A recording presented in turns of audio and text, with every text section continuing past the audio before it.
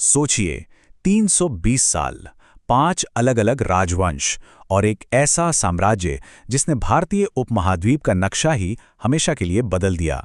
आज हम दिल्ली सल्तनत की इसी शानदार और कह सकते हैं जटिल कहानी में उतरने वाले हैं। एक कहानी जो ताकत, जीत और शासन की कला से बुनी है।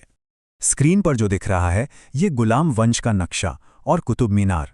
ये सिर्फ पत्थर या कागज नहीं है, ये एक नए दौर की शुरुआत का ऐलान है। ये दिल्ली सल्तनत की बुनियाद है। लेकिन सवाल ये है कि इतना बड़ा साम्राज्य आखिर बना कैसे? चलिए इसी सफर पर निकलते हैं। तो आज का हमारा सफर कुछ इस तरह रहेगा। पहले हम दिल्ली सल्तनत के 5 राजवंशों पर एक नज़र डालेंगे। फिर गुलाम वंश से कहानी शुरू करेंगे, उनके खास सुल्तानों को जानेंगे और देखेंगे कि उनका शासन कैसा था। और इसके बाद खिलजी वंश के दौर में चलेंगे, जहां अलाउद्दीन खिलजी के साम्राज्य और उसके सुधारों को समझेंगे। ठीक है, तो चलिए शुरू करते हैं। सबसे पहले ये समझना जरूरी है कि दिल्ली सल्तनत कोई एक ही साम्राज्य नहीं था जो लगातार चलता रहा। नहीं, असल में ये 320 सालों के लंबे दौर में एक के बाद एक आए 5 अलग-अलग राजवंशों की कहानी है। ये रही पूरी टाइमलाइन। गुलाम वंश, फिर खिलजी, तुगलक, सैयद और सबसे आखिरी में लोदी वंश। हर वंश ने अपनी एक अलग छाप छोड़ी, लेकिन आज हमारा फोकस पहले 2 पर है। और देखिए, अकेले गुलाम वंश ने ही करीब 84 साल हुकूमत की। उन्होंने ही इस सल्तनत की नींव को पक्का किया था। तो कहानी शुरू होती है गुलाम वंश से। इसे मामलूक राजवंश भी कहते हैं। अब मामलूक एक अरबी शब्द है जिसका मतलब होता है गुलाम। और ये नाम इसलिए पड़ा क्योंकि इस वंश को शुरू करने वाला शख्स खुद एक गुलाम था, जो अपनी काबिलियत के दम पर सुल्तान के ओहदे तक पहुंचा। और वो संस्थापक थे कुतुबुद्दीन ऐबक। उन्होंने लाहौर को अपनी राजधानी बनाया। वो अपनी दरियादिली के लिए इतने मशहूर थे कि लोग उन्हें लाख बख्श यानी लाखों का दान देने वाला कहकर बुलाते थे। और दिलचस्प बात यह है कि उनकी मौत किसी जंग के मैदान में नहीं हुई, बल्कि पोलो, जिसे उस वक्त चौगान कहते थे, खेलते हुए घोड़े से गिरकर हुई थी। उन्होंने सिर्फ एक सल्तनत ही नहीं बनाई, बल्कि कला को भी बढ़ावा दिया, जिसकी निशानियां आज भी मौजूद हैं। ऐबक की वही विरासत इन इमारतों में झलकती है। दिल्ली की कुव्वतुल इस्लाम मस्जिद और अजमेर का 2.5 दिन का झोपड़ा।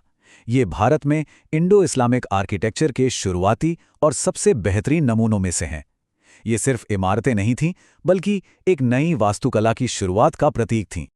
तो ऐबक ने नींव तो रख दी, लेकिन इस नई सल्तनत को मजबूत करने और एक सही शक्ल देने का काम उनके बाद आने वालों ने किया।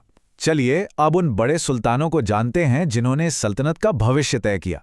ऐबक के बाद आए उनके दामाद इल्तुतमिश। अगर ऐबक संस्थापक थे, तो इल्तुतमिश को दिल्ली सल्तनत का असली निर्माता माना जाता है। उन्होंने सबसे अहम काम ये किया कि राजधानी लाहौर से दिल्ली ले आए, जिससे दिल्ली सत्ता का असली केंद्र बन गई।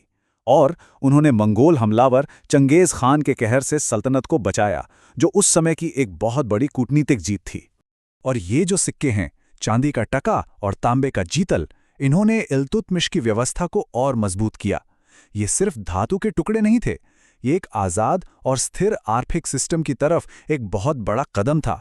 ये सल्तनत की पहली ऑफिशियल स्टैंडर्ड करेंसी थी। इल्तुतमिश के बाद एक बहुत ही असाधारण शासक का दौर आया, उनकी बेटी रज़िया सुल्ताना।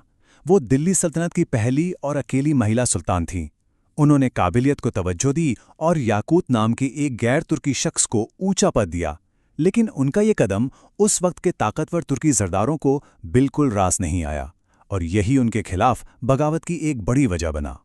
उस जमाने के इतिहासकार मिनहाज उस सिराज ने रज़िया के बारे में जो लिखा, उनकी काबिलियत को साफ दिखाता है। उन्होंने लिखा कि रज़िया अपने सभी भाइयों से ज्यादा बेहतर शासक थीं।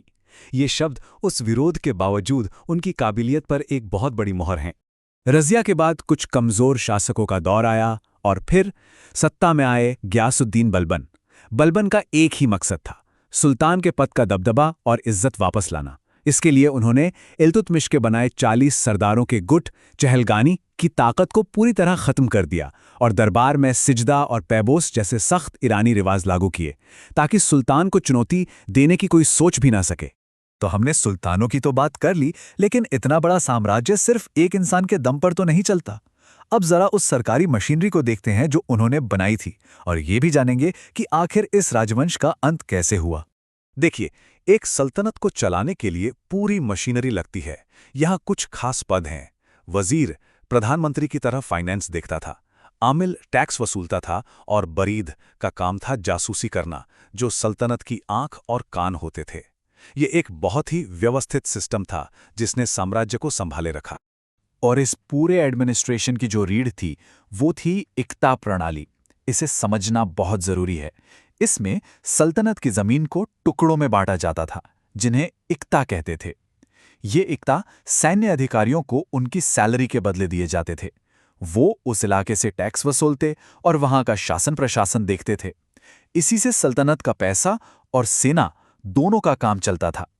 गुलाम वंश के आखिरी शासक काफी कमजोर साबित हुए और इसी मौके का फायदा उठाकर एक नए वंश ने दिल्ली के गद्दी पर कब्जा कर लिया। अब हम सत्ता के इसी बदलाव को देखेंगे, यानी खिलजी वंश का उदय, जिसने सल्तनत के विस्तार का एक नया अध्याय शुरू किया। खिलजी वंश की नींव रखी जलालुद्दीन खिलजी ने। उनका सत्ता में आना एक बहुत बड़ा बदलाव था। अब तक जो सत्ता पुराने तुर्की सरदारों के हाथ में थी, वो अब एक नए गुट के पास आ गई थी। सल्तनत की राजनीति का मिजाज अब बदल रहा था। जलालुद्दीन के बाद गद्दी पे बैठा उसका भतीजा और दामाद अलाउद्दीन खिलजी, जो खिलजी वंश का सबसे ताकतवर और सबसे महत्वाकांक्षी सुल्तान बना। उसका दौर जबरदस्त सैन्य विस्तार और कुछ बड़े ही क्रांतिकारी सुधारों के लिए जाना जाता है। अलाउद्दीन की महत्वाकांक्षा की कोई हद नहीं थी और ये उसकी जीतों की लिस्ट में साफ दिखता है।